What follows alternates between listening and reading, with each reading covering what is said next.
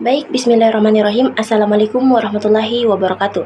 Perkenalkan, nama saya Asri Meliasari dengan NIM 21020850101 dari kelas Pendidikan Kesejahteraan Keluarga 01, jurusan Pendidikan Kesejahteraan Keluarga, program studi S1 Tata Busana, Fakultas Teknik Universitas Negeri Makassar. Tak lupa pula saya mengucapkan terima kasih kepada dosen pengampu pada mata kuliah profesi keguruan, yaitu Ibu Dr. Haja Syamsida MPD dan Ibu Israwati Hansar SPD MPD. Di sini saya akan mempresentasikan tugas pada mata kuliah profesi keguruan, yaitu kasus profesi guru. Adapun tema yang saya angkat yaitu rendahnya kompetensi guru untuk meningkatkan proses pembelajaran yang baik. Sebelum kita masuk ke dalam pokok pembahasan, adapun latar belakang, yaitu profesi adalah kata serapan dari sebuah kata dalam bahasa Belanda, yaitu profesi, yang dalam bahasa Yunani adalah profession, yang bermakna janji untuk memenuhi kewajiban melakukan suatu tugas khusus secara tetap atau permanen. Profesi juga sebagai pekerjaan yang membutuhkan penelitian dan penguasaan terhadap suatu pengetahuan khusus. Sedangkan guru adalah pendidik dan pengajar pada pendidikan anak usia dini, jalur sekolah atau pendidikan formal, pendidikan dasar dan pendidikan menengah. Guru-guru seperti ini harus mempunyai semacam kualifikasi formal. Dalam definisi yang lebih luas, setiap orang yang mengajarkan suatu hal yang baru dapat juga dianggap seorang guru. Namun ada juga pengertian dari profesi keguruan adalah suatu pekerjaan yang dalam melaksanakan tugasnya memerlukan atau menuntut keahlian, yaitu experience, menggunakan teknik-teknik ilmiah serta dedikasi yang lebih tinggi. Keahlian diperoleh dari lembaga pendidikan yang khusus diperuntukkan untuk dengan kurikulum yang dapat dipertanggungjawabkan. Adapun yang akan saya bahas terlebih dahulu yaitu kompetensi guru. Menurut Echros dan Sadli dalam Mulyasa pada tahun 2017 halaman 25 mengungkapkan bahwa kata kompetensi berasal dari bahasa Inggris yaitu kompetensi sebagai kata benda competence yang berarti kecakapan, kompetensi, dan kewenangan. Artinya, kompetensi dapat diartikan sebagai pengetahuan, keterampilan, dan kemampuan yang dikuasai seseorang telah menjadi bagian dari dirinya, sehingga dia dapat melakukan perilaku-perilaku kognitif, efektif, dan psikomotorik dengan sebagai baiknya. Selanjutnya, kompetensi guru merupakan perpaduan antara kemampuan personal, keilmuan, teknologi, sosial, dan spiritual yang secara menyeluruh membentuk kompetensi standar profesi guru, yang mencangkup penguasaan materi, pemahaman terhadap peserta didik, pembelajaran yang mendidik, pengembangan pribadi, dan profesionalisme. Pun 4 macam kompetensi pedagogik, yaitu kemampuan atau keterampilan guru mengelola proses pembelajaran atau interaksi belajar-mengajar dengan peserta didik. Terdapat 7 aspek dalam kompetensi pedagogik yang wajib dikuasai. Yang pertama, karakteristik pada peserta didik, teori belajar dan prinsip pembelajaran yang mendidik, pengembangan kurikulum, pembelajaran yang mendidik, pengembangan potensi para peserta didik, cara berkomunikasi, dan penilaian dan evaluasi belajar. Yang kedua adalah kompetensi kepribadian. Kompetensi kepribadian berkaitan dengan karakter guru yang wajib dimiliki agar menjadi teladan bagi para peserta didik. Selain itu, para guru juga harus mampu mendidik para muridnya agar membantu mereka memiliki kepribadian yang baik. Terdapat pula beberapa kepribadian yang harus dimiliki guru, yaitu kepribadian yang stabil, bertindak sesuai dengan norma sosial, dan bangga menjadi guru. Kepribadian yang dewasa, menampilkan kemandirian dalam bertindak sebagai pendidik dan memiliki etos kerja sebagai guru. Kepribadian yang arif, menampilkan tindakan yang didasarkan pada kemanfaatan peserta didik, sekolah, dan masyarakat, dan menunjukkan keterbukaan dalam berpikir atau bertindak. Kepribadian yang berwibawa meliputi memiliki perilaku yang berpengaruh positif terhadap peserta didik dan memiliki perilaku yang disegani. Berakhlak mulia meliputi bertindak sesuai dengan norma religius dan memiliki perilaku yang diteladani peserta didik. Yang ketiga yaitu kompetensi profesional. yang dimana adalah kemampuan atau keterampilan yang harus dimiliki guru agar tugas-tugas keguruan dapat diselesaikan dengan baik dan benar. Keterampilan ini berkaitan dengan hal-hal yang teknis, berkaitan langsung dengan kinerja guru. Indikator kompetensi guru adalah mencakupi menguasai materi pembelajaran yang diampu, meliputi struktur pembelajaran, konsep pembelajaran, dan pola pikir keilmuan materi.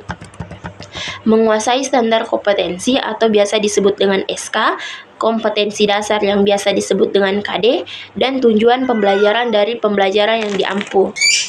Mampu mengembang materi pembelajaran dengan kreatif sehingga bisa memberi pengetahuan yang lebih luas dan mendalam, mampu bertindak kolektif dalam mengemban profesionalisme secara berkelanjutan, mampu memanfaatkan teknologi informasi dan komunikasi atau biasa disebut dengan TIK dalam proses pembelajaran serta pengembangan diri.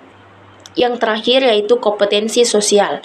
Kompetensi sosial merupakan kemampuan guru untuk berkomunikasi secara efektif dengan peserta didik, tenaga kependidikan, orang tua atau wali peserta didik, dan masyarakat sekitar. Kemampuan ini meliputi bertindak objektif, tidak diskriminatif berdasarkan jenis kelamin, agama, ras, kondisi fisik, latar belakang, keluarga, dan status sosial keluarga. Berkomunikasi secara efektif, empatik, dan santun kepada sesama pendidik, tenaga kependidikan, orang tua wali, peserta didik, dan masyarakat sekitar. Beradaptasi di tempat bertugas di seluruh wilayah RI yang memiliki keragaman sosial budaya, dan berkomunikasi dengan lisan maupun tulisan. 10 kompetensi guru yang harus didasari oleh setiap guru. Yang pertama, menguasai bahan ajar yang akan disampaikan kepada siswa atau peserta didik. Yang kedua, mengelola program belajar mengajar, yakni menetapkan tujuan pembelajaran, memilih dan mengembangkan bahan pembelajaran, memilih dan mengembangkan strategi belajar mengajar, memiliki dan mengembangkan media pembelajaran yang sesuai, memilih dan memanfaatkan sumber daya. Yang ketiga, mengelola kelas.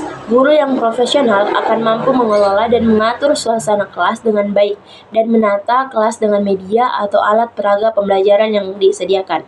Yang keempat, menggunakan media atau sumber belajar. Guru harus mampu menggunakan berbagai media belajar, baik berupa media sosial, media audio, visual, dan audio visual. Media pembelajaran yang bisa digunakan bisa berupa slide, video, radio, flashcard, dan lain sebagainya. Yang kelima, menguasai landasan kependidikan, mengenal tujuan pendidikan nasional untuk mencapai tujuan pendidikan, mengenal fungsi sekolah dalam masyarakat, mengenal prinsip-prinsip psikologi pendidikan yang dapat dimanfaatkan dalam proses belajar mengajar.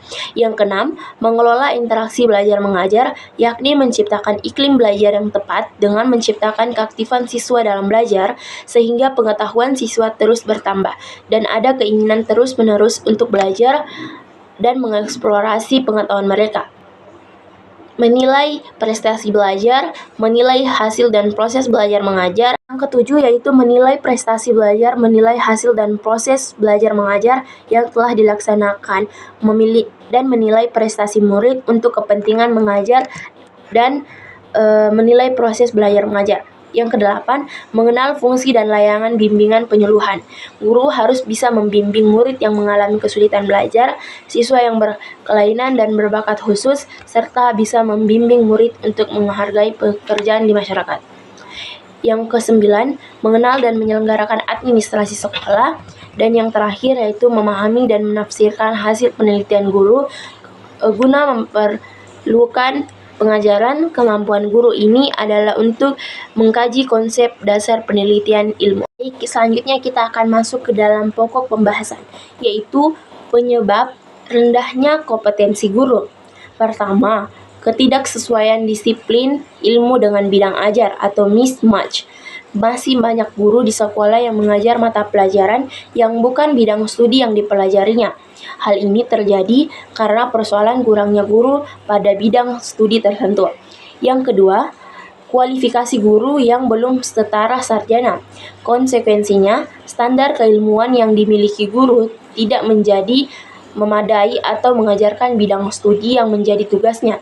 Bahkan, tidak sedikit guru yang sarjana namun tidak berlatar belakang sarjana pendidikan sehingga bermasalah dalam aspek pedagogi. Yang ketiga, program peningkatan keprofesional berkelanjutan atau PKB guru yang rendah. Masih banyak guru yang tidak mau mengembangkan diri untuk menambah pengetahuan dan kompetensinya dalam mengajar. Guru tidak mau menulis, tidak membuat publikasi ilmiah, atau tidak inovatif dalam kegiatan belajar. Guru merasa hanya cukup mengajar. Yang terakhir, yaitu rekrutmen guru yang tidak efektif. Karena masih banyak calon guru yang direkrut tidak melalui mekanisme yang profesional, tidak memiliki sistem rekrutmen yang dipersyaratkan. Kondisi ini makin menjadikan kompetensi guru semakin rendah setiap tahunnya. Ini saya akan memberikan contoh kasus dalam tema saya, yaitu rendahnya kompetensi guru, yaitu mutu pendidikan. Adalah fakta di tahun 2016, kualitas pendidikan di Indonesia berada di peringkat ke-62 dari 69 negara. Hal ini menjadi cermin konkret akan kualitas dan kuantitas guru di Indonesia. Maka harus ada langkah serius untuk membenahi kualitas guru. Bagaimana tidak? Karena nyatanya tidak sedikit guru yang di hari ini tetap saja menjalankan proses belajar mengajar dengan pola top down. Guru seolah berada di atas dan siswa berada di bawah. Guru bertindak sebagai subjek dan siswa menjadi sebagai objek belajar. Guru merasa berkuasa untuk membentuk siswanya, ibaratnya guru menjadi teko dan siswa sebagai gelas. Sehingga siswa berstatus hanya menerima apapun yang dituangkan guru. Siswa tidak diajarkan untuk mengeksplorasikan kemampuan dirinya. Siswa hanya bisa disuruh tanpa diajarkan untuk mengenal dirinya, lalu mampu bertahan hidup. Belajar bukanlah proses untuk menjadikan siswa sebagai ahli pada mata pelajaran tertentu. Siswa lebih membutuhkan pengalaman dalam belajar, bukan pengetahuan. Karena itu, kompetensi guru menjadi syarat utama tercapainya kualitas belajar yang baik. Guru yang kompeten akan meniadakan problematika belajar akibat kurikulum. Kompetensi guru harus berpijak pada kemampuan dalam mengajarkan materi pembelajaran secara menarik, inovatif, dan kreatif, yang mampu membangkitkan gairah belajar dalam belajar. Adapun tujuan besar perubahan kurikulum tentu akan sia-sia apabila mindset guru tidak berubah. Guru adalah kreator dan tidak perlu textbook terhadap kurikulum. Guru tidak boleh nyaman dengan cara belajar yang satu arah. Sekali lagi, mutu pendidikan hanya bisa terjadi bila guru mengajar dengan hati, bukan hanya logika. Jadi, mutu pendidikan ada di tangan guru. Kurikulum memang penting, tapi tidak urgen bagi kualitas pendidikan. Menteri sehebat apapun tidak perlu penting bagi mutu pendidikan. Kasihan dunia pendidikan kita, sudah terlalu banyak diskusi tentang teori-teori untuk menunjukkan atau memajukan pendidikan. Terlalu banyak perdebatan tentang pelaksanaan kurikulum, tapi sayang, kita terlalu sedikit bertindak untuk membenahi kompetensi dan mentalisasi guru dalam mendidik. Ketahuilah, guru akan sulit menerima perubahan jika kompetensinya rendah. Pendidikan akan semakin rumit ke depan bila kualitas guru kita memang lemah. Maka, kompetensi guru harus segera ditingkatkan. Itulah titik penting mutu pendidikan Indonesia. Adapun cara meningkatkan kembali untuk kompetensi guru. Yang pertama, melanjutkan pendidikan. Yang kedua, aktif mengikuti KKG, yang ketiga mengikuti pelatihan, yang keempat banyak membaca, yang kelima peer observation and evaluation, yang terakhir adalah membuat karya tulis. Dan dari penjelasan tadi saya dapat menarik kesimpulan, yaitu kompetensi adalah kumpulan pengetahuan, perilaku, dan keterampilan yang harus dimiliki guru untuk mencapai tujuan pembelajaran dan pendidikan. Kompetensi berarti kemampuan mewujudkan suatu sesuai dengan tugas yang diberikan kepada seseorang. Untuk menjadi seorang guru yang baik ada 4 kompetensi yang harus dimiliki, yaitu kompetensi pedagogik, kompetensi kepribadian, kompetensi profesional, dan kompetensi sosial. 4 kompetensi tersebut harus dimiliki seorang guru agar guru dapat melakukan tugas dan wewenangnya dengan maksimal. Terima kasih, itulah tadi sajian untuk presentasi pada sore hari ini. Sekian dan terima kasih. Wassalamualaikum warahmatullahi wabarakatuh.